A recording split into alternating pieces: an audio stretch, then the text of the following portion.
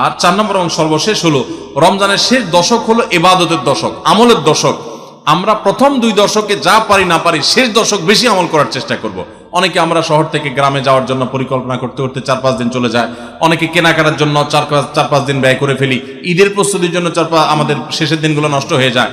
এগুলো না করে আল্লাহর ওয়াস্তে শেষ দশককে ইবাদতের জন্য রিজার্ভ করে ফেলি, গোটা ফ্যামিলি সহ ইবাদত বন্দেগী করি, রমজানটাকে আমরা উপভোগ করতে পারবো ইনশাআল্লাহ। এটা আমাদের জন্য তৃপ্তির রমাদান হবে। আল্লাহ আমাদেরকে তৌফিক দান করুন। তাহলে 4টি আমলের কথা বলেছি, সকল প্রকার গুনাহ থেকে বেঁচে থাকা, কোরআন শোনাশুনি করা, ইতিকাফ করা এবং রমজানের শেষ দশকে বিশেষভাবে ইবাদতের পরে যত্নশীল হওয়া, শেষ দশকে সকল ব্যস্ততা কমায় দেওয়া। এই 4টি জিনিস আমাদের রমাদানকে সার্থক করতে পারে ইনশাআল্লাহ তাআলা। কাদের জন্য রোজা রাখায় ছাড় দেওয়া হয়েছে? কাদেরকে রোজা রাখার ব্যাপারে ছাড় দেওয়া হয়েছে? নাম্বার 1, অসুস্থ ব্যক্তি। এত অসুস্থতা যে অসুস্থ অবস্থায় রোজা রাখতে পারে না, তাহলে তিনি পরবর্তীতে রোজা রাখলেও হবে। আল্লাহ বলেছেন ফাইদাতুম মিন আইয়ামিন